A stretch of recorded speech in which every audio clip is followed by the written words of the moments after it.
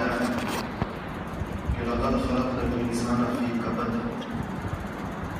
انسان کو مشکلات پریشانیوں میں ہی اللہ جل شانہ نے پیدا فرمایا۔ اگر اس دنیا میں کوئی یہ سوچتا ہے کہ دنیا کی زندگی ہوگی اور مشکلات نہیں ہوں گی، پریشانیاں نہیں ہوں گی، دشواریاں نہیں ہوں گی، آزمائشیں نہیں ہوں گی، تو اس نے دنیا کی زندگی کو سمجھا ہی نہیں۔ یہ غلط فہمی ہے انسان کی اگر وہ یہ سمجھے کہ دنیا میں ہر قسم کی پریشانیوں سے بے نیاز ہو کر اپنی زندگی گزار لے گا، ایسا نہیں ہوتا۔ اللہ جل شانہ نے انسان کو پیدا ہی آزمائشوں میں کیا ہے اور اہل ایمان کو پھر خاص قسم کی آزمائشوں میں رکھنے کا فیصلہ بھی فرمایا ہے۔ رسول اللہ صلی اللہ علیہ وسلم نے فرمایا کہ سب سے زیادہ آزمائشیں نبیوں پر آتی ہیں، اور پھر جن لوگوں کو نبیوں کی زندگی سے جتنی زیادہ مشابہت ہوتی ہے اتنی زیادہ ان کے اوپر آزمائشیں آتی ہیں۔ لیکن ان آزمائشوں میں سے گزرنے کا جو رستہ ہے، ان سے نبرد آزما ہونے کا جو رستہ ہے، عافیت کے ساتھ اپنا گھر اور اپنا قافلہ اس سے گزار لینے کا جو رستہ ہے، وہ ان آیات کے اندر بتایا گیا۔ کہا گیا کہ اے اہل ایمان، اللہ جل شانہ کی مدد اپنے ساتھ شامل حال کر لو، استعینوا، اللہ تعالیٰ کی مدد اپنے ساتھ شامل حال کر لو دو کاموں کے ذریعے سے، یعنی دو کاموں کا مزاج بنا لو، دو کاموں کا طبیعت بنا لو اور دو اعمال کے خوگر ہو جاؤ، اس کی عادت ڈال لو، تو ساری آزمائشوں اور پریشانیوں میں سے اللہ جل شانہ کو عافیت کے ساتھ گزار دے گا۔ اس میں پہلی چیز کہی استعینوا بالصبر والصلاۃ، صبر اور نماز۔ یہ دو اللہ جل شانہ کی طرف سے بتائے گئے نسخے ہیں۔ اللہ تعالیٰ نے خود تجویز فرمایا کہ میری طرف حالات تو اللہ کی طرف سے آتے، کسی غیر کی طرف سے نہیں آتے، کہ میری طرف سے بھی جو حالات تم لوگوں کے اوپر آئیں گے یا آتے ہیں، ان حالات میں اگر تمہارا دل پریشان ہو یا تمہارا جسم کسی پریشانی کا شکار ہو، کسی قسم کی تکلیف آ جائے، کوئی بیماری آ جائے، کوئی غم آ جائے، کوئی پریشانی لاحق ہو جائے، کسی مصیبت کے اندر انسان مبتلا ہو جائے، کچھ بھی ہو، تو یہ دو کام انسان کے کرنے ہیں جو قرآن پاک میں بتایا۔ اس سے پہلی چیز ہے صبر، استعینوا بالصبر۔ حقیقت یہ ہے کہ جب اپنی زندگی کا جائزہ لیں تو ہمیں آزمائشوں نے اتنا خراب نہیں کیا ہوتا جتنا بے صبری نے خراب کیا ہوتا۔ آزمائشوں کی وجہ سے ہمارے حالات اتنے برے نہیں ہوتے جتنا ان آزمائشوں پر صبر نہ کرنے کی وجہ سے مشکلات پیش آتی ہیں۔ آپ جتنے اختلافات کو دیکھیں، انتشار کو دیکھیں، آپس کے دلوں کے پھٹنے کو دیکھیں، تعلقات کے ٹوٹنے کو دیکھیں، مراسم کے ختم ہونے کو دیکھیں، اس کی پشت پر آپ کو بے صبری نظر آئے گی۔ کسی ایک فریق نے یا دونوں نے صبر نہیں کیا اور صبر نہ کرنے کے نتیجے کے اندر مشکل مزید بڑھ جاتی ہے، مزید اس میں اضافہ ہو جاتا ہے، اور بہت بڑا نقصان کرنے کے بعد انسان یہ سوچتا ہے کہ اگر میں صبر کر لیتا پہلے اول مرحلے کے اندر تو آج کتنی ساری چیزوں کے ساتھ جو بے صبری کے نتائج ہیں اس سے میری بچت ہو جاتی ہے۔ خواتین کے لیے خاص طور پر، کیونکہ صبر کرتے ہیں اپنے نفس کو قابو کرنے، روکنے، فوری رد عمل نہ دینے۔ انسان کو کوئی بھی ناگوار صورتحال پیش آ جائے تو ایک انسان کے اندر ایک جذبہ پیدا ہوتا ہے کہ وہ فوری اس پہ رسپانس کرتا ہے، اور اس فوری رسپانس سے، اس فوری رد عمل سے اپنے آپ کو جس کو روکنے کا ملکہ حاصل ہو جائے اس کو کہتے ہیں صبر والا بندہ۔ اس میں صبر وہ بندہ جو، اسی لیے کہتے ہیں صبر کا گھونٹ پینا، ہمارے اردو کا محاورہ ہے کہ اس نے صبر کا گھونٹ پی لی۔ اس کا مطلب کیا ہوتا ہے؟ کوئی کیفیت آ رہی ہوتی ہے، اس کیفیت کا کچھ تقاضا ہوتا ہے۔ تقاضا یہ ہوتا ہے کہ آپ کے ساتھ اگر کسی نے بد کلامی کی ہے تو جواباً بد کلامی کا دل چاہتا ہے، کسی نے کوئی اور برا رویہ اختیار کیا، جواباً برے رویے سے جواب دینے کا دل چاہتا ہے، بلکہ اینٹ کا جواب پتھر سے دینے کا دل چاہتا ہے، اور اس میں مزید ہے کہ جو اس کیفیت کو اپنی ضبط کرنے کا، جس کے اندر ملکہ پیدا ہو جائے، تو ایسے بندے کو یا ایسی بندی کو صابر یا صابرہ کہا جاتا ہے۔ صبر 3 قسم کا ہے۔ ایک صبر ہے مشکلات پہ صبر کرنا، پریشانیوں پہ صبر کرنا، آزمائشوں پہ صبر کرنا۔ حدیث شریف میں آتا ہے کہ جب اللہ تعالیٰ کسی کا بچہ لے لے، کسی کا بچہ فوت ہو جائے، فرشتے اس کی جب جان قبض کرتے ہیں اور جان قبض کر کے واپس اللہ تعالیٰ کے پاس جاتے ہیں تو اللہ جل شانہ مستقل فرشتوں سے پوچھتے ہیں کہ تم نے میرے بندے یا میری بندی کا بچہ لے لیا، اس کی جان لے لی؟ فرشتے کہتے ہیں اللہ لے لیا، آپ کا حکم تھا۔ پھر اللہ پوچھتے ہیں تم نے ان سے ان کے دل کا پھل لے لیا؟ یعنی یہ تو ان کے دل، اولاد تو انسان کے دل کا پھل ہے، کہا ان کے دل کا پھل لے لیا؟ فرشتے کہتے ہیں ہاں لے لیا، یا آپ کے حکم کے مطابق لے لیا۔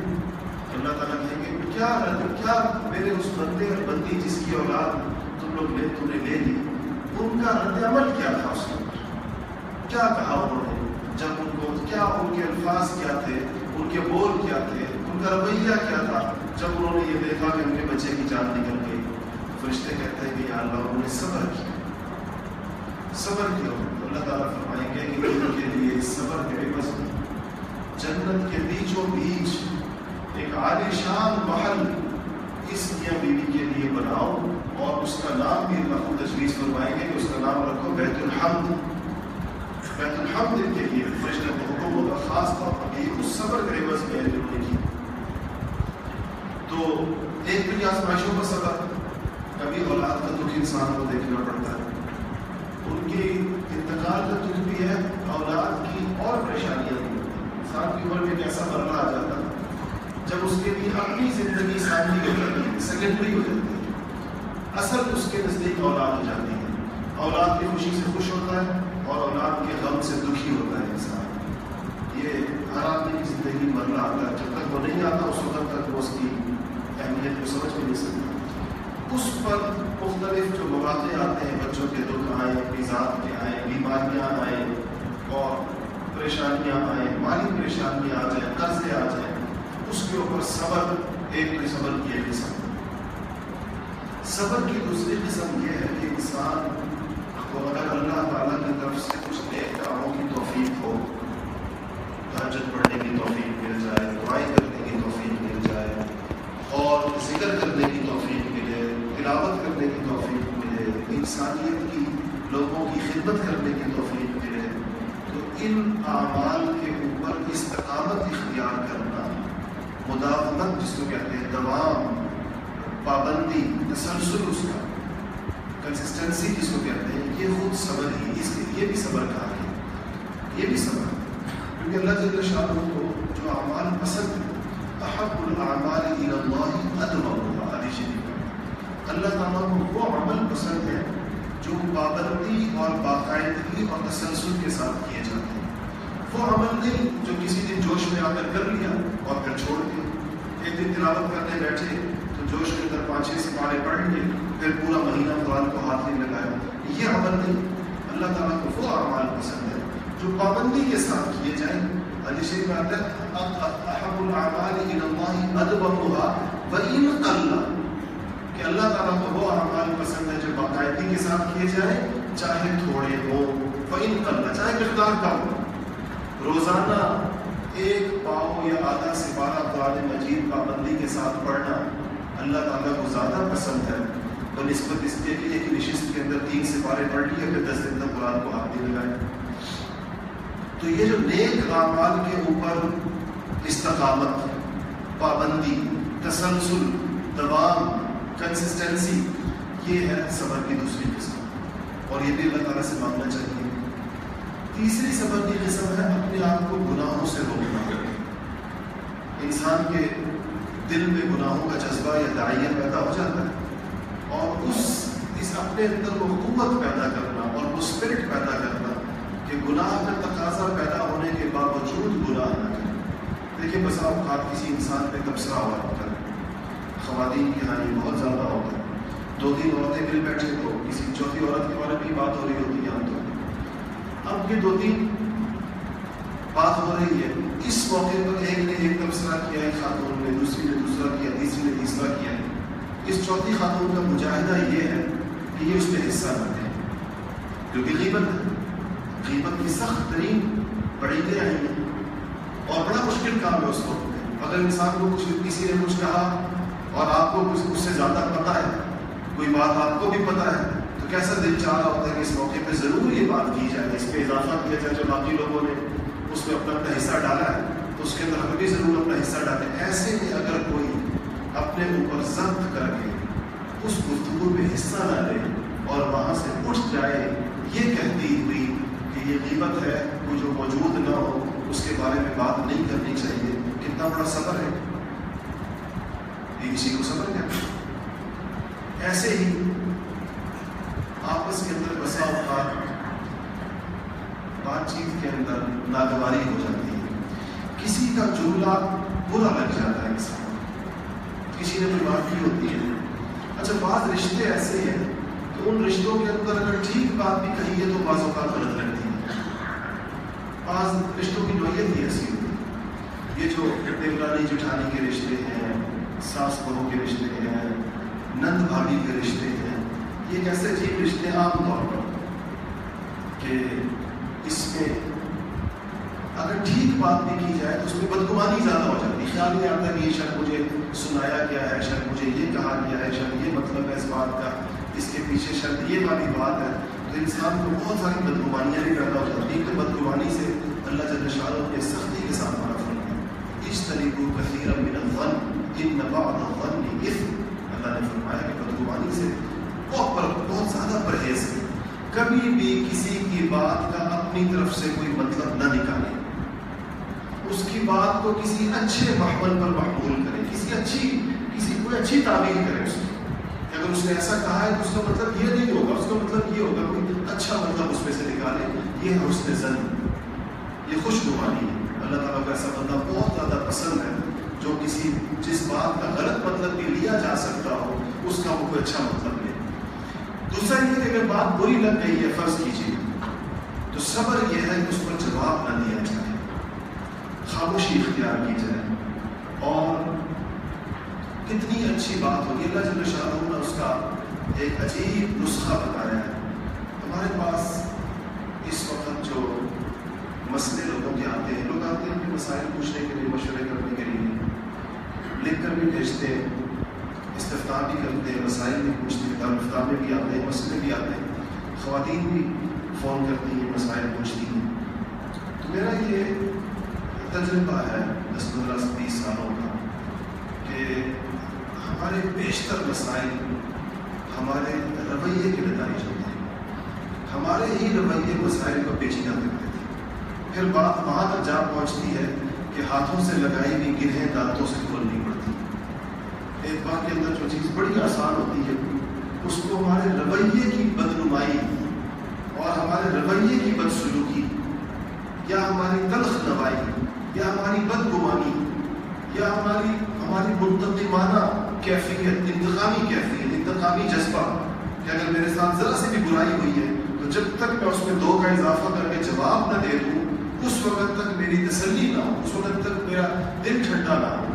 یہ ہمارے ان رویوں اور یہ سب بے صبری کے عنوان کے نیچے آتے ہیں. یہ سب کے سب. تو اللہ جل شانہ نے ایک عجیب نسخہ بیان کیا ہے کہ جب تمہارے ساتھ کوئی برائی ہو جائے, یعنی تمہیں کوئی برا بھلا کہہ دے, آپ کے ساتھ کوئی سخت بات کہہ دے, کوئی آپ کو گالی گلوچ کر لے, یا کوئی اور کسی قسم کی بھی صحیح یا قرآن میں کہا ہے کسی قسم کی بھی برائی, کسی نے آپ کی غیبت کر دی, آپ کو پتہ چل گیا, آپ کے خلاف کوئی سازش کی, آپ کو پتہ چل گیا, آپ کے خلاف کسی کے کان بھرے, آپ کو پتہ چل گیا, تو اللہ جل شانہ نے اسے ایک نسخہ بتایا اور کہا کہ یہ صبر والوں کا, جو صابرین ہوں گے ان کا طریقہ یہ ہے, اور ان کو اللہ کا امر ہے کہ ادفع باللتی ہی احسن, کہ تم یعنی صبر تو یہ ہے کہ آپ چپ ہو جائیں, خاموش ہو جائیں, رد عمل نہ دیں. ایک اس سے اگلا درجہ ہے, اس سے بھی زیادہ اونچی اولو العزمی والی بات ہے, اور وہ یہ ہے کہ ادفع باللتی ہی احسن. اللہ کہتے ہیں کہ برائی کے بدلے میں کوئی اچھائی کرو, برائی کا جواب اچھائی سے دے دو, تو اس کا نتیجہ کیا نکلے گا؟ فَإِذَا الَّذِي بَيْنَكَ وَبَيْنَهُ عَدَاوَةٌ كَأَنَّهُ وَلِيٌّ حَمِيمٌ. عجیب بات اللہ نے فرمائی. اس کا نتیجہ اللہ کہتے ہیں یہ ہوگا کہ وہ اور جس کے اور تمہارے درمیان عداوت ہو، فَإِذَا الَّذِي بَيْنَكَ وَبَيْنَهُ عَدَاوَةٌ، تمہارے درمیان عداوت ہو، دشمنی ہو، عناد ہو، كَأَنَّهُ وَلِيٌّ حَمِيمٌ، تمہارے درمیان گرم جوش محبت والے تعلقات پیدا ہو جائیں گے، دلوں سے نفرت کے جذبات مٹ کر ختم ہو کر اس کی بجائے گرم حمیم، گرمی کو کہتے ہیں حمیم، کسی نے وہ جہنم کے بہتے ہوئے پانی پینے کی لفظ سے حمیم آئی، حمیم گرم جوش محبت اللہ جل شانہ جواب دلوں کے اندر پیدا کرے گا۔ کیا اس سے پہلے کرنا کیا ہوگا کہ ادفع بالذی ہی احسن، کہ برائی کے جواب کے اندر بھلائی کرنی ہوگی، یہ حوصلہ اپنے اندر پیدا کرنا ہوگا۔ یہ لیکن قرآن کہتا ہے کہ اتقوا واصبروا، کہ اللہ تعالیٰ سے ڈرو اور صبر کرو، خود ہی اللہ فرما رہے ہیں ان ذالک من عزم الامور، یہ آسان کام نہیں، من عزم الامور ہے، یعنی یہ اولو العزم لوگوں کا کام ہے، یہ اونچے حوصلے والے لوگوں کا کام ہے، بڑے حوصلے والے لوگوں کا کام ہے کہ وہ صبر کر پاتے ہیں۔ کبھی بھی چھوٹے مزاج کا آدمی، چھوٹی طبیعت کا آدمی، جلدی ناراض ہونے والا آدمی، معمولی بات پہ خفا ہو جانے والے لوگ، اور یہ کبھی بھی صبر نہیں کر سکتے جیسے جس صبر کا مطالبہ کیا جا رہا ہے۔ صبر کے لیے ظرف چاہیے، وسیع ظرفی چاہیے، جیسے سمندروں جیسے ظرف جن لوگوں کے ہوتے ہیں، بڑی سے بڑی بات، بڑی سے بڑی چیز آپ سمندر میں پھینک دیں، سمندر کے اندر اس کی وجہ سے ارتعاش نہیں آتا۔ سمندر کی جو موجیں ہیں وہ خود سمندر کے اپنی ایک نقل و حرکت ہے، آپ کے کسی پتھر ڈالنے سے سمندر کے اندر موجیں نہیں پیدا ہوتی۔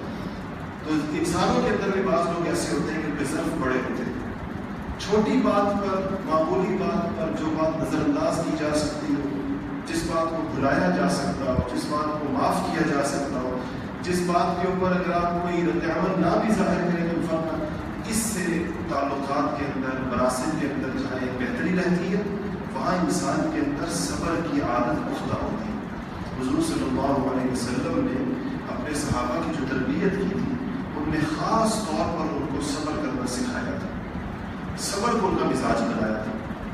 تو یہاں قرآن پاک کہہ رہا ہے کہ پہلی چیز جو ہے وہ صبر ہے، اللہ تعالیٰ کی مدد اترنے کا ذریعہ ہے۔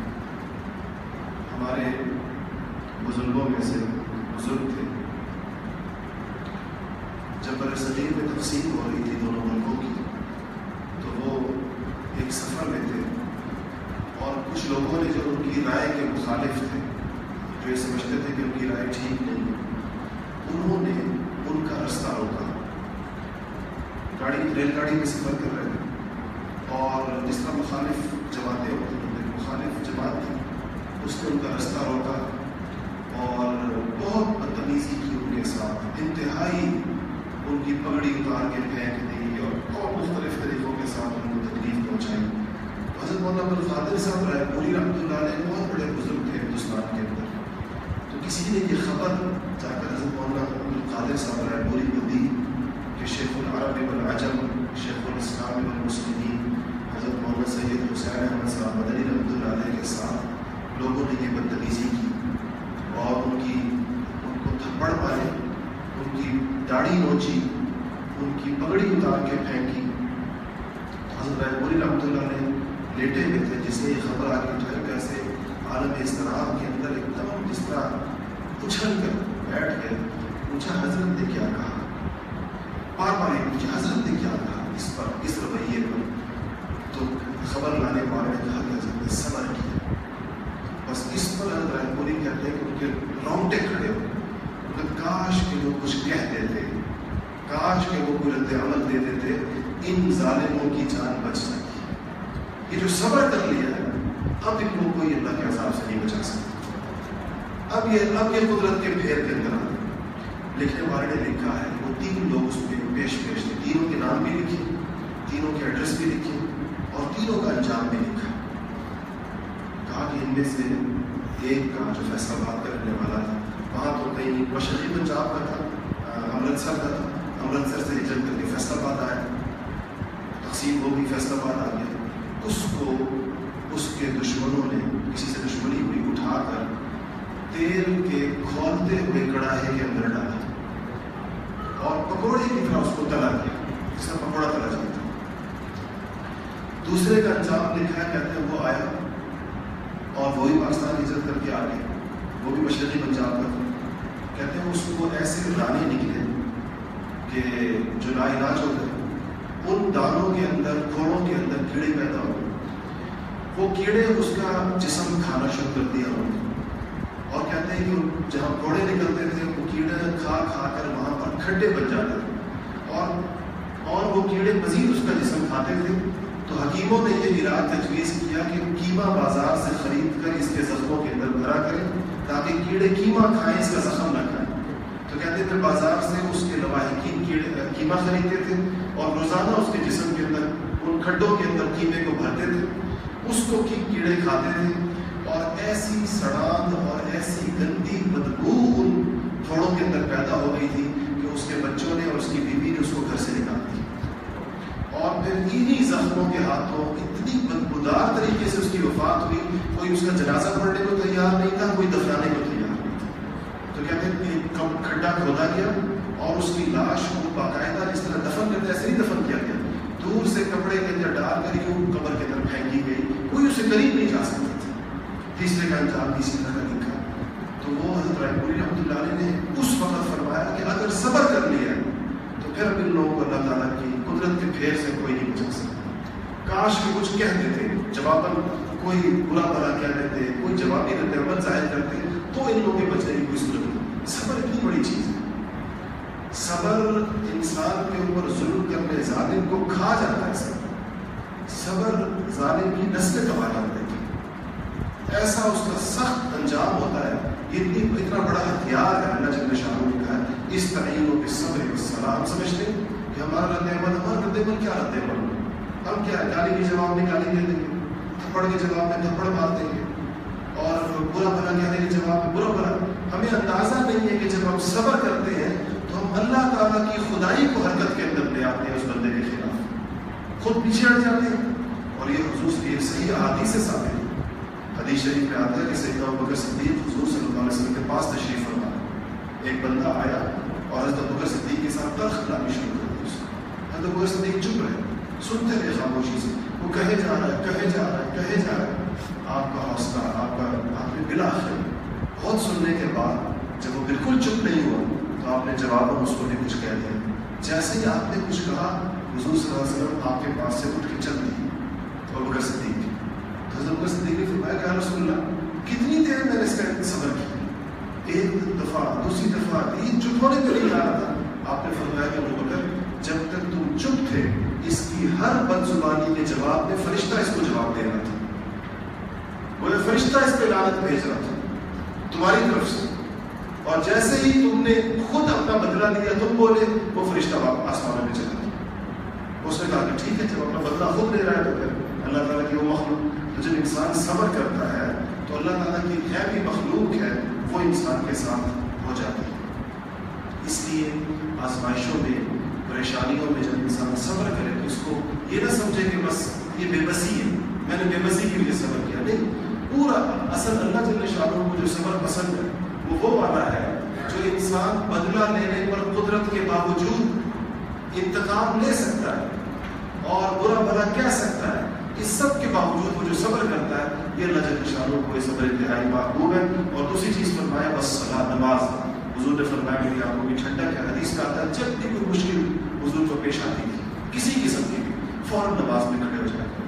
جب بھی کوئی مشکل پیش آئے، کوئی مسئلہ پیش آئے تو فوراً نماز کی طرف جاتے ہیں۔ ان اللہ مع الصابرین، قرآن کہتا ہے کہ اللہ جل شانہ صبر کرنے والوں کے ساتھ۔ علماء نے لکھا ہے کہ دو کیفیات انسان کی بہت اونچی ہے اگر کسی کو نصیب ہو جائے، ایک صبر ہے اور ایک شکر ہے۔ تو صبر تو مصیبت میں ہوتا ہے اور شکر نعمت میں ہوتا ہے۔ نعمت مطلب آپ کو اللہ نے نعمت دی ہے تو اس کا شکر ہوتا ہے۔ تو مفسرین نے لکھا ہے کہ اس میں اختلاف ہے علماء کا کہ مصیبت میں صبر کرنا افضل ہے یا نعمت کے اندر شکر کرنا افضل ہے، ان دونوں میں سے کون سی کیفیت اونچی ہے؟ لیکن پھر یہ جو آیت کا حصہ ہے ان اللہ مع الصابرین، اس کی بنیاد کے اوپر یہ فیصلہ کیا ہے اہل علم نے کہ مصیبت کے اندر صبر افضل ہے، اس لیے کہ اللہ نے قرآن کے اندر جہاں شکر کرنے والوں کی فضیلت بیان کی ہے تو یہ کہا ہے وَقَلِيلٌ مِّنْ عِبَادِيَ الشَّكُورُ، میرے بندوں میں شکر کرنے والے تھوڑے ہوتے ہیں۔ تھوڑے لوگ ہیں جو حقیقی معنوں میں شکر گزار ہیں، لیکن صبر کرنے والوں کے بارے میں فرمایا ان اللہ مع الصابرین، کہ میں صبر کرنے والوں کے ساتھ ہوں، ان اللہ مع الشاکرین نہیں کہا۔ اس لیے علماء کی ایک جماعت کی رائے یہ ہے کہ مصیبت میں صبر کرنا یہ افضل ہے بنسبت نعمت کے ہاتھ میں شکر کرنا۔ وہ اللہ تعالیٰ کی بہت بڑی عنایت ہے، اللہ کی عطا۔ اور اللہ تعالیٰ نے کیا فرمایا کہ انما یوفی الصابرون اجرهم بغیر حساب، کہ اللہ تعالیٰ صبر کرنے والوں کو جو اجر دے گا بغیر حساب، اس اجر کا کوئی حساب نہیں، نہ اس کو اجر عظیم کہا ہے نہ اجر کبیر کہا ہے۔ اور یعنی قرآن کے اندر مختلف کاموں پر مختلف قسم کے اجور، مختلف قسم کے اجر کی باتیں ہوئی ہیں۔ صبر کے اوپر گویا کہ اس کو کہتے ہیں، اس کا قلم توڑ بات لکھ دی جائے گی، اس سے آگے کوئی بات نہیں ہو سکتی کہ انما یوفی الصابرون اجرهم بغیر حساب، کہ صبر کرنے والوں کو اللہ کسی حساب سے نہیں دے گا بلکہ بغیر حساب کے دے گا۔ اگلی آیت ہے کہ ولا تقولوا لمن يقتل في سبيل الله اموات، یہ صبر کا بڑا موقع ہوتا ہے کہ جو لوگ اللہ کے راستے میں شہید ہو جائیں ان کو مردہ مت کہو، اموات مت کہو، بل احیاء، بلکہ وہ زندہ ہے۔ ولکن لا تشعرون، مگر تمہیں ان کی حیات کا شعور نہیں۔ یہ بات یاد رکھیں کہ دنیا سے جو بھی جاتا ہے مرتا ہے، ایک خاص قسم کی زندگی سب کی شروع ہو جاتی ہے، چاہے وہ کافر ہو، چاہے فاسق ہو، چاہے فاجر ہو۔ اس کو حیات برزخیہ کہتے ہیں۔ برزخ کا مطلب ہے کہ نہ یہ دنیا ہے اور نہ آخرت ہے، کیونکہ آخرت تو قیامت کے بعد شروع ہوگی۔ تو مرنے کے بعد سے لے کر، موت سے لے کر قیامت کا سور پھونکنے تک یہ جو زمانہ ہے یہ برزخی دور ہے، کیونکہ سارے لوگ قبر میں چلے جائیں گے، کسی کو قبر نصیب ہوگی، کسی کو قبر نہیں نصیب ہوگی۔ ہندو ہوگا تو اس کی راکھ اڑا دی جائے گی یا پانی میں بہا دی جائے گی، اور پارسی ہوگا تو اس کو کنویں کے اندر لٹکا دیا جائے گا۔ کچھ لوگ ایسے ہیں جو اپنے مردے جو ہے وہ جا کر ویران جگہوں کے اوپر پھینک آتے ہیں۔ مختلف قوموں کا اپنے مردوں کے ساتھ مختلف طریقوں کے ساتھ عمل کرتے ہیں۔ آسمانی مذاہب والے جتنے بھی ہیں، عیسائی ہیں، یہودی ہیں، مسلمان ہیں، یہ اپنے مردوں کو دفناتے ہیں۔ باقی لوگ کوئی کیا کرتا ہے، کوئی کیا کرتا ہے۔ میں اسے ایک مضمون پڑھا تھا کہ عجیب ہے کہ ایک ایسا مذہب بھی ہے جو اپنے مردوں کو خونخوار کتوں اور درندوں اور گدھوں اور چیلوں کے آگے ڈال دیتے ہیں، ایسی جگہ میں ڈالتے ہیں کہ جہاں پر یہ چیزیں آ کر ان کو بگوڑتی رہتی ہیں اور آہستہ آہستہ ان کو کھا کر چلی جاتی ہیں، اور وہ دور کہیں جنگلوں اور صحراؤں میں ڈالتے ہیں، لیکن وہاں سے کبھی کبھی کوئی آوارہ کتا ان کے مردے کی کھوپڑی اٹھا کے آبادیوں میں بھی آ جاتا ہے، تو وہ دیکھتے ہیں کہ وہ کھوپڑی کتے کے ہاتھ پھر اس سے چھڑا کر جا کے دوبارہ وہاں پھینک آتے ہیں اور اس طریقے سے ختم۔ تو مختلف مذاہب مردوں کے ساتھ مختلف کام کرتے ہیں، لیکن یہ سب مردے برزخی زندگی کے اندر چلے جاتے ہیں۔ اس برزخی زندگی کے اندر کچھ لوگوں کی جو حیات ہے وہ دوسروں کی حیات سے افضل ہوتی ہے۔ سب سے اونچی حیات انبیاء علیہ السلام کی ہوتی ہے۔ اللہ تعالیٰ نے فرمایا کہ ان اللہ حرم علی الارض ان تأکل اجساد الانبیاء، حضور صلی اللہ علیہ وسلم نے فرمایا کہ اللہ نے زمین پر یہ بات حرام کر دی ہے کہ وہ نبیوں کے جسم کو کھائیں۔ نبیوں کے جسم اپنی قبروں کے اندر صحیح سالم پڑے ہوئے اور ایک خاص قسم کی حیات ان کو حاصل ہوتی ہے۔ مثلاً حاضر ہونے والوں کا جو لوگ روزہ شریف پر حاضر ہوتے ہیں، حضور صلی اللہ علیہ وسلم ان کا صلاۃ والسلام سنتے ہیں، یہ جو پڑھتے ہیں صلاۃ والسلام علیک یا رسول اللہ، یا کے ساتھ مخاطب کر کے پڑھنے سے مطلب حضور صلی سنتے ہیں اس کو، جس کو چاہتے ہیں جواب بھی عنایت فرماتے ہیں۔ کتنے لوگ ایسے ان کو روزہ شریف سے جواب آئے، جب وہ السلام علیکم کہتے ہیں وعلیکم السلام آتا ہے بس۔ تو نبیوں کی حیات بہت اونچی قسم ہے۔ دوسرے نمبر پہ شہیدوں کی حیات، پھر عام مسلمانوں کی حیات ہے، پھر کافروں کی حیات۔ اس کی مثال ایسے ہے حیات کے اونچا اور نیچا ہونے کے، ایسے انسان کا جسم ہے، انسان کے جسم میں یہ جو انگلی کے پور ہے، ہاتھ کی انگلی کی، اس کے اندر حساسیت زیادہ ہے بنسبت پاؤں کی ایڑی کی۔ اگر آپ کا ہاتھ کی انگلی کسی گرم برتن کو چھو جائے تو آپ کو زیادہ تکلیف ہوگی، اور اگر آپ کی ایڑی چھو جائے تو اتنی تکلیف نہیں ہوگی۔ حالانکہ ایک ہی جسم ہے، لیکن انگلی میں کیا ہے؟ حیات زیادہ ہے، سینسٹیوٹی زیادہ ہے، حساسیت زیادہ ہے بنسبت پاؤں کی ایڑی کے اندر۔ پاؤں کی ایڑی میں اتنی نہیں، تو جسم تو ایک ہی ہے۔ ایسے ہی انسان ایک جیسے، لیکن نبیوں کے اندر حیات زیادہ ہے، اس کے بعد شہیدوں کے اندر ہے، اس کے بعد مسلمانوں میں ہے عام، اور اس کے بعد کافروں کے اندر۔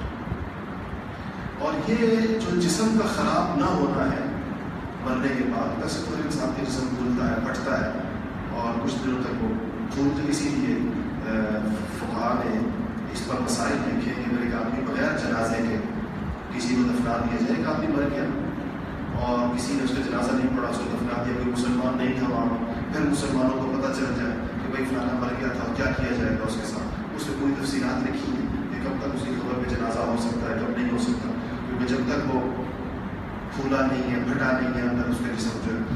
لیکن یہ اللہ تعالیٰ کا معاملہ ہے کہ جن لوگوں کو اللہ تعالیٰ اکرامن کا مطلب ہوتا ہے عزت کے طور پہ، کرامت کے طور پہ، شرافت کے طور پر اللہ تعالیٰ بعض لوگوں کے ساتھ یہ معاملہ فرماتے ہیں کہ ان کے جسم قبروں کے اندر صحیح سالم رہتے ہیں۔ ہمارے بزرگوں میں سے ایک بزرگ تھے حضرت مولانا بدر عالم میرٹھی رحمۃ اللہ علیہ کا نام تھا، ان کی کتابیں ترجمان السنہ کے نام سے مشہور کتابیں، ان کی بہت بڑے محدث تھے، میرٹھ کے تھے۔ ان کا انتقال، حضرات محدثین کے اوپر یہ ایک بڑا جذبہ ہوتا ہے کہ ان کو آخری عمر میں مدینہ شریف ہجرت کرنے کا بہت شوق ہوتا ہے، ساری عمر حضور کی حدیث پڑھائی ہوتی ہے، قال رسول اللہ صلی اللہ علیہ وسلم، قال، دیکھیں محدث کی زندگی کیا ہے حدیث پڑھانے والوں کی، یہ صبح سے لے کے شام تک یہی دہراتے رہتے ہیں، قال رسول اللہ صلی اللہ علیہ وسلم، قال رسول اللہ صلی اللہ علیہ وسلم، حضور نے یہ فرمایا، حضور نے یہ فرمایا، حضور نے یہ فرمایا، گھنٹوں پڑھاتے ہیں، اور خود مطالعہ بھی کرتے ہیں، حدیث کا ہی مطالعہ کرتے ہیں، تو اتنی حدیث شریف سے تعلق ہو جاتا ہے کہ ان کا دل آخری عمر کے اندر شدت سے یہ چاہتا ہے کہ حضور کے پڑوس میں چلے جائیں، ہم مدینہ شریف چلے جائیں، جنت البقیع میں دفن ہو جائیں، کیونکہ حدیث میں آتا ہے کہ جنت البقیع میں دفن ہونے والوں کی مغفرت ہوگی۔ تو یہ شوق ہوتا ہے، بہت سارے حضرات وہاں پر گئے، آپ کے علم کے اندر نام سنے ہوتے ہیں، آپ نے مولانا بدر عالم صاحب کی آخری عمر کے اندر مدینہ شریف تشریف لے گئے، جیسے ہمارے حضرت شیخ الحدیث مولانا زکریا صاحب رحمۃ اللہ علیہ مدینہ شریف تشریف لے گئے، ان کے شیخ حضرت مولانا خلیل حسن پوری رحمۃ اللہ علیہ مدینہ شریف تشریف لے گئے، سارے حضرات مدینہ چلے جاتے ہیں آخری عمر کے اندر، اللہ تعالیٰ وہاں کی بہت عنایت فرماتا ہے، بقیع شریف میں دفن ہونا نصیب کرتا ہے۔ تو مولانا بدر عالم صاحب کو دفن کیا گیا، غالباً کہ 1970s کی بات ہے، 70 کی دہائی کی بات ہے۔ تو جب ان کو دفن کیا گیا تو اس کے بعد آپ کو پتہ ہے کہ بقیع کے اندر ہر تھوڑے وقت کے بعد ایک بلڈوزر چلایا جاتا ہے، اور جو ریمینس ہوتی ہیں ڈیڈ باڈیز کی، جو بچ جاتی ہیں 5-6 مہینے کے بعد، کوئی ہڈی بچ گئی، بال بچ گئے، اس سب کو اکٹھا کر کے کسی ایک قبر میں ڈال دیتے ہیں اور باقی جگہ مردوں کے لیے پھر سے تیار کر لیتے ہیں، کیونکہ جو بھی مدینہ شریف میں فوت ہوتا ہے بقیع میں دفن ہوتا ہے، آپ نے دیکھا کہ بہت بڑی جگہ ہے، تو اس لیے ہر تھوڑے عرصے کے بعد، تو کوئی 6 مہینے کہتے ہیں، 5 مہینے کہتے ہیں، اس کے بعد اس کے اوپر بلڈوزر چلاتے ہیں۔ اس حصے پر نہیں چلاتے جس حصے میں صحابہ کرام اور اہل بیت کی قبریں، آپ لوگ جب جاتے ہیں، آپ لوگوں نے بارہا زیارت کی ہوگی، تو جو شروع کا حصہ ہے جہاں سے انٹر ہوتے ہیں، تو ہماری لیفٹ سائڈ پر بھی اور رائٹ سائڈ پر جو ابتدا میں قبریں آتی ہیں شروع میں مین انٹرنس کے ساتھ ہی، اس کو وہ لوگ نہیں کرتے، آگے والی قبریں تیار کرتے ہیں۔ تو جب ایک دفعہ انہوں نے بلڈوزر چلایا تو مولانا بدر عالم صاحب کے انتقال کو 6-8 مہینے ہو چکے تھے، صحیح سالم ان کی لاش ہے، بالکل جیسے آج دفن ہوئی، اس کو اٹھا کر ایک اور جگہ دفن کرتے ہیں، 6-8 مہینے بعد دوبارہ بلڈوزر چلایا، وہاں سے وہ صحیح سالم نکلا، کہتے ہیں ایک اور جگہ دفن کرتی ہے بقیع کے اندر، 6-8 مہینے کے بعد وہاں بلڈوزر چلایا، پھر صحیح سالم نکل آیا، تو کہتے ہیں 3 دفعہ جب وہ صحیح سالم نکلے تو ان کو وہاں سے اٹھا کے لا کے صحابہ کرام والے حصے میں دفن کر دیا کہ اس کی لاش نہیں ختم ہوتی۔ اب یہ اقرار علماء نے لکھا ہے کہ ایک حدیث شریف ہے کہ جس میں حضور صلی اللہ علیہ وسلم نے فرمایا کہ نضر اللہ امرأ، اللہ تعالیٰ اس بندے کو تر و تازہ رکھے جو میری بات سنے اور آگے پہنچا دے۔ محدثین مراد، محدث کا تو کام ہی نہیں ہے حضور کی باتیں سننا اور کیا کرنا، آگے پہنچانا، تو فرمایا جو میری بات سنے اور آگے پہنچا دے، اللہ تعالیٰ اس بندے کو تر و تازہ رکھے۔ تو علماء نے لکھا ہے کہ تر و تازگی میں یہ جسم کی تازگی بھی ہونا ہے، کہ وہ جسم نہیں خراب ہو اور جسم نہیں ہو۔ تو عرض کرنے کا مقصد یہ کہ ایک برزخی زندگی کے اندر اللہ تعالیٰ اکرام کے طور پر بعض مسلمانوں کے ساتھ ایسا معاملہ فرماتے ہیں کہ ان کے اوپر یہ دوسری چیزیں جو عام لوگوں کے اوپر آتی ہیں وہ ان کے اوپر نہیں آتی اللہ تعالیٰ، لیکن یہ کوئی ضروری نہیں ہے کہ جو نیک بندہ ہو تو ضرور اس کی جو لاش ہے وہ صحیح سلامت رہے گی، لیکن اللہ تعالیٰ کی فطری قانون ہے کہ لاش نے ختم ہونا ہوتا ہے، کسی کے ساتھ اللہ تعالیٰ یہ معاملہ فرماتے ہیں۔ تو حیات کی بات میں نے کر دی کہ شہداء کو ایک خاص قسم کی حیات حاصل ہے۔ اس کے بعد اللہ تعالیٰ نے دیکھیں صبر کی بات پہلے کی اب بتا دیا کہ تمہیں کن کن چیزوں کے اندر صبر کرنا پڑے گا، خود ہی بتا دیا پہلے سے. اور یہ بات یاد رکھیں کہ اگر آپ کو پہلے سے کسی آزمائش کا پتہ چل جائے تو اس آزمائش کو برداشت کرنا آسان ہو جاتا ہے. وہ ناگہانی نہیں ہوتی، ناگہانی چیز مشکل ہوتی ہے انسان میں. تو اللہ نے بتا دیا کہ کن چیزوں میں تمہیں صبر کرنا پڑے گا. وَلَنَبْلُوَنَّكُمْ، ہم ضرور تمہیں آزمائیں گے، آزمائش آئے گی تمہاری مسلمانوں، یہ اہل ایمان تمہیں کہا جا رہا ہے البتہ ہم ضرور آزمائیں گے تم کو. بِشَيْءٍ، تھوڑے سے، شیء کا مطلب تھوڑے سے، بِشَيْءٍ مِّنَ الْخَوْفِ، خوف آئے گا تمہاری، کسی قسم کا خوف بھی آ سکتا ہے. وَالْجُوعِ، اور بھوک. وَنَقْصٍ مِّنَ الْأَمْوَالِ، اور تمہارے مال کم ہو سکتے ہیں، کاروبار میں نقصان ہو سکتا ہے، نوکری ختم ہو سکتی ہے، کوئی اور مالی پریشانی ہو سکتی ہے، چوری ہو سکتی ہے، کوئی اور جس میں نقص من الاموال کا مطلب ہے مال کا کم ہونا. والانفس، جانیں بھی کم ہو سکتی ہے، انتقال تمہارے خاندان میں لوگوں کا ہو سکتا ہے، فوت ہو سکتے ہیں لوگ، خدا نہ خاصہ حادثہ ہو سکتا ہے. نقص من الانفس کا مطلب ہے تمہارے خاندان سے لوگوں کا رخصت ہونا، اور ایک وقت میں زیادہ بھی ہو جائے. آج بھی ہمارے ایک بہت بزرگان کے دین حضرت مولانا سعید احمد صاحب جلالپوری رحمۃ اللہ علیہ کے ابھی کسی میں تھوڑی دیر پہلے خبر سنی، ان کے بھتیجوں کا ایکسیڈنٹ ہوا، 3 بھائی بیچارے ایک ہی حادثے میں فوت ہو گئے، گاڑی میں ٹکرا گئی.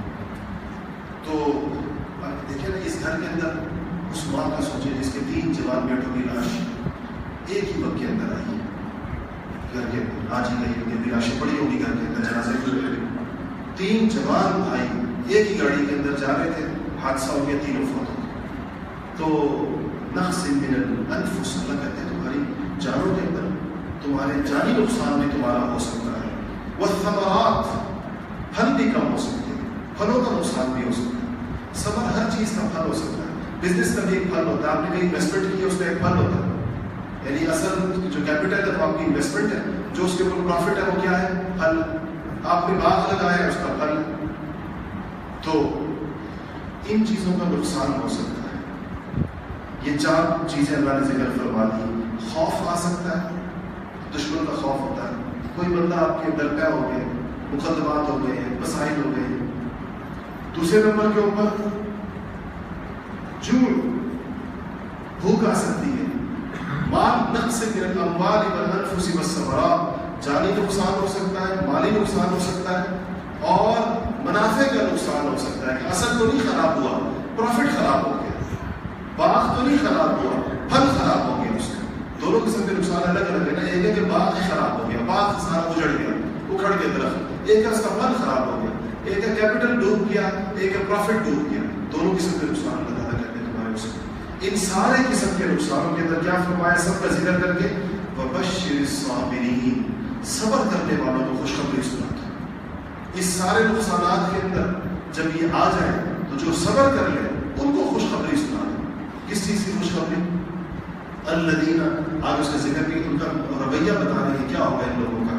الذین اذا اصابتهم مصیبہ، کہ وہ لوگ کہ جب ان پر کوئی مصیبت آتی ہے تو کیا کہتے ہیں؟ قالوا انا للہ وانا الیہ راجعون. وہ کہتے ہیں کہ انا للہ، اس کا ترجمہ کتنا بہترین ترجمہ ہے. ہاں، انا للہ، ہم تو اللہ ہی کا مال ہے. ہم انا للہ کا مطلب ہے ہم تو اللہ کے ہی ہیں. وَإِنَّا إِلَيْهِ رَاجِعُونَ، اور ہم نے لوٹ کر بھی اسی کے پاس چلا. تو اگر ہم سے کوئی پہلے چلا گیا تو کیا فرق پڑ گیا؟ دیکھیں مرنے والا کیا ہے. مثال کے طور پر ہم نے لاہور جانا ہے، ہم سب لوگ یہاں بیٹھے ہیں. اس میں سے کچھ لوگ کہیں کہ ہم ذرا پہلے چلے جاتے ہیں، 1 دن پہلے، تو ہم کوئی اس پر افسوس کریں گے کہ چلو جی. باقی لوگ تو کچھ لوگوں کو پہلے بھیج دیتے ہیں. تو مرنا بھی ایسا ہی ہے کہ جب ہمیں یقین ہو کہ کچھ لوگ پہلے چلے گئے، ہم ان کے پیچھے پیچھے جائیں گے. اِنَّا لِلَّهِ وَإِنَّا إِلَيْهِ رَاجِعُونَ، کہ ہم اللہ کے ہیں اور ہم نے اللہ ہی کے پاس لوٹ کر جانا ہے. صبر کرنے والوں کا کلمہ یہ ہوتا ہے اپنے گھر میں اس بات کی عادت بنائے کہ کسی بھی پریشانی کی خبر پر یہ کلمے زبان پر آئے. پرانے زمانے میں ہمارے گھر میں بڑی بوڑھیاں ہوتی تھیں تو وہ یہ صبح شام کی باتیں کرتی تھی. کوئی پریشانی کی خبر آ گئی، اِنَّا لِلَّهِ وَإِنَّا إِلَيْهِ رَاجِعُونَ. کوئی گھر میں بچہ داخل ہو رہا ہے تو بڑی بوڑھیاں بیٹھی ہوتی تھی اپنے تخت پر، تو بچے کو دیکھتے ہی، بیٹے کو دیکھتے کہیں کہ بسم اللہ بسم اللہ بسم اللہ، اس طریقے سے اس کو اب آج کل یہ اس تعلیم کا عجیب نتیجہ ہے کہ ایسے گندے گندے انگریزی کے کلمات ہم اس کے جواب میں زبانوں کے اوپر آتے ہیں، خواتین کے بھی اور کیا کہتے ہیں مردوں کے بھی، اور مائیں بھی اب اپنی زبانوں سے، یعنی وہ مائیں ختم ہو رہی ہیں آہستہ آہستہ، جن ماؤں کی زبانوں کے اوپر اللہ اللہ ہوا کرتا تھا، بسم اللہ سبحان اللہ ماشاء اللہ الحمدللہ پھرتے کام کاج کرتے ہوئے ایک قرآن پاک پڑھتی تھی کام کاج کے ساتھ. آخری عمر میں تو کہتے ہیں 40 سے پارے پڑھتی تھی جب فارغ ہو گئی اولاد سے. کام کے زمانے میں بچے بھی سنبھالنے ہیں اور روٹی بھی پکانی ہے، مہمانوں کی خدمت بھی کرنی ہے، اس زمانے میں بھی کہتے ہیں چلتے پھرتے ایک قرآن روز پڑھا کرتی تھی. کہتے ہیں میرے والد مولانا یحییٰ صاحب کو جب میری دادی نے دودھ چھڑایا، 2 سال کی عمر میں بچہ دودھ پینا چھوڑتا ہے، تو میرے والد کو 1 پاؤ قرآن پاک یاد ہو چکا تھا ماں سے سن سن کے. بچے کی ایسا حافظہ ہوتا ہے. تو یہ جو مائیں جو کچھ بولتی ہیں وہ یہ نہ سمجھیں کہ یہ چھوٹے بچے سنتے نہیں ہیں، ان پر اثر نہیں پڑتا اس کا، یہ سمجھتے نہیں ہیں.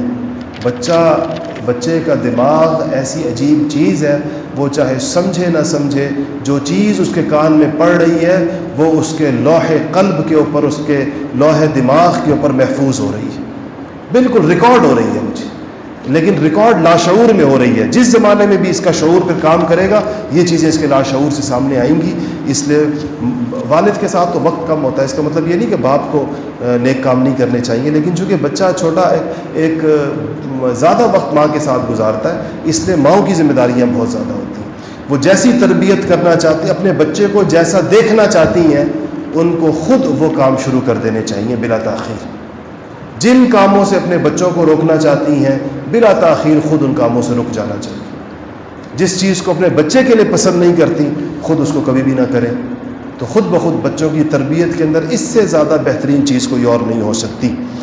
آخر کے اندر اس آیت میں کہا کہ انا للہ و انا الیہ راجعون اولئک علیہم صلوات من ربہم، یہ وہ لوگ ہیں جو مصیبت میں صبر کرنے والے، مصیبت میں انا للہ و انا الیہ راجعون پڑھنے والے، یہ وہ لوگ ہیں کہ ان پر صلوات من ربہم ورحمہ، کہ ان کے اوپر ان کے رب کی جانب سے رحمتیں ہیں اور عنایتیں ہیں.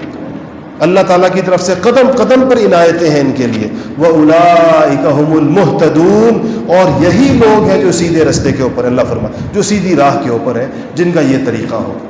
یہ قرآن پاک ہمیں تلقین کرتا ہے اور ہم سے مطالبہ کرتا ہے. اس بات کی ہمیں عادت بنانی چاہیے. عادت بنائے بغیر یہ کام نہیں ہوگا. اگر ہمیں بے صبری کا ہم نے مظاہرہ کیا ہے یا کرتے ہیں تو اس پر ہمیں توبہ کرنی چاہیے، اور آہستہ آہستہ اپنے صبر کے پیمانے کو اوپر لے کر جانا چاہیے. کہ ہمیں جتنا، یہ ایک ایسی چیز ہے کہ پریکٹس کرنے سے اس میں اضافہ ہوتا ہے. جتنی زیادہ اس کے اندر پریکٹس کی جائے گی، جتنا زیادہ اس کے اندر جو ہے ہم زیادہ اس کو کریں گے، تو آہستہ آہستہ اس کے اندر انسان کو مزید اللہ جل شانہ اس کے اندر توفیق عنایت فرمائیں گے. اللہ جل شانہ ہمیں عمل کرنے کی توفیق نصیب فرمائے. اوپر جو خواتین تشریف فرما ہیں تو آپ ایک مشورہ کر لیں آپس کے اندر. کچھ حضرات کی رائے یہ آئی ہے کہ بیان جو ہے وہ عصر کی نماز 5:30 بجے ہوتی ہے، اور ہم عصر کی نماز سے فارغ اور کچھ آگے جا کر وقت پیچھے بھی چلا جائے گا، 5:15 ہو جائے گا.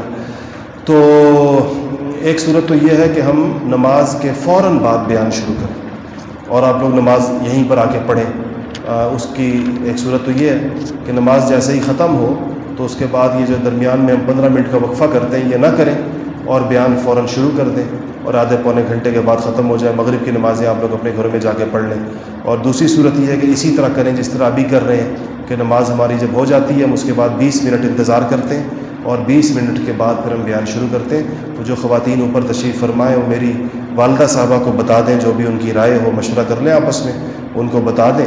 تو انشاءاللہ پھر اگلے ہفتے ہم اس کے مطابق اعلان کر دیں گے کہ اب بیان کا وقت کیا ہوگا. دعا فرمائیں. الحمدللہ رب العالمین والعاقبۃ للمتقین والصلاة والسلام علی سید الانبیاء والمرسلین. ربنا ظلمنا انفسنا وان لم تغفر لنا وترحمنا لنکونن من الخاسرین. رب اغفر وارحم وانت خیر الراحمین. یا اللہ یا ارحم الراحمین، ہمارے ہر قسم کے گناہوں کو معاف فرما. یا اللہ یا ارحم الراحمین، ہم تمام گناہوں سے توبہ کرتے ہیں. یا اللہ ہماری توبہ کو قبول فرما. یا اللہ ہمیں دین کے اوپر چلنے کی توفیق نصیب فرما. یا اللہ یا ارحم الراحمین ہمارے اندر سارے اچھے اخلاق پیدا فرما. یا اللہ صبر کرنے کی ہمیں یا اللہ توفیق نصیب فرما. اپنی جو نعمتیں تو نے عطا فرمائی ہیں اس کے اوپر شکر گزاری کا مزاج بنا. یا اللہ ہر قسم کی بد اخلاقی سے، بدخوئی سے، تیزی سے، تندی سے، یا اللہ بدگمانی سے، اس قسم کے تمام برے اخلاق سے ہماری حفاظت فرما. یا اللہ یا ارحم الراحمین ہمارے بچوں کو دین کے لیے قبول فرما. یا اللہ دین کے لیے ان کو قبول فرما. یا اللہ ان کو ہماری دنیا اور آخرت کے اندر ہماری آنکھوں کی ٹھنڈک کا سامان بنا. یا اللہ آخرت کے اندر بھی ان کے ذریعے سے ہمیں آخرت کی کامیابیاں اور اخروی سعادتیں بھی ان کے ذریعے سے نصیب فرما. ہمارے گھروں کے اندر پیار، محبت، اتفاق اور جوڑ اور یا اللہ ادب کا ماحول پیدا فرما. ہمارے گھروں کے اندر بڑوں کا ادب اور چھوٹوں کے اوپر شفقت کا ماحول پیدا فرما. آپس کے اختلاف سے، خلفشار سے، ایک دوسرے سے بدگمانی سے ہم سب کی حفاظت فرما. یا اللہ یا ارحم الراحمین قرآن پاک کے ساتھ ایک والہانہ تعلق نصیب فرما. تلاوت کرنے کا، اس کے معنی مفہوم سمجھنے کا، اس پہ عمل کرنے کا، اس سے محبت کرنے کا، قرآن پاک کے ساتھ ہمیں ایک ایسا تعلق نصیب فرما کہ یہ قرآن قبر کے اندر بھی ہماری شفاعت کرے اور یا اللہ آخرت کے اندر بھی ہماری شفاعت کرے. نبی پاک محمد مصطفیٰ صلی اللہ علیہ وسلم کی سنتوں سے، آپ کی پیاری سیرت سے، آپ کی ہر چیز سے یا اللہ ہمیں محبت اور عشق نصیب فرما. آپ کی سنتوں پر عمل کرنے کی توفیق نصیب فرما. قیامت کے اندر آپ کی شفاعت نصیب فرما. آپ کے دست مبارک سے حوض کوثر کا پانی نصیب فرما. یا اللہ قبر کی تیاری کی توفیق نصیب فرما. قبر کا مرحلہ زندگی کے آخرت کے مراحل میں سے پہلا مرحلہ ہے اور بہت سخت مرحلہ ہے. یا اللہ ہمیں اس دنیا میں قبر کی تیاری کی توفیق نصیب فرما. وصلی اللہ تعالی علی خیر خلقہ محمد وآلہ واصحابہ اجمعین برحمتک یا ارحم الراحمین.